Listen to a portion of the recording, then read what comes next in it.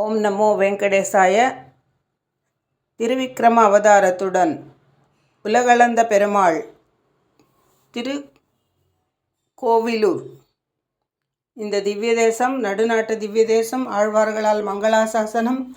மிருகண்டு மகரிஷிக்கு பிரத்யக்ஷம். இப்படிப்பட்ட மிக பழம்பெருமை வாய்ந்த ஆயிரக்கணக்கான ஆண்டுகள் உட்பட்ட இந்த திருக்கோவிலில் இன்று திருப்பதியைப் போல மகா சம்பிரோக்ஷனை நடைபெற்ற கோபுரத்துக்கு அருகே பொதுமக்கள் அனைவரும் சங்கராபுரம், துருவம், பேட்டவலம், மாம்பழப்பட்டு, விழுப்புரம், கடலூர், பாண்டிச்சேரி, சென்னை, செங்கல்பட்டு உள்ளிருக்கும் கிராமங்கள் பல, மணலூர்பேட்டை,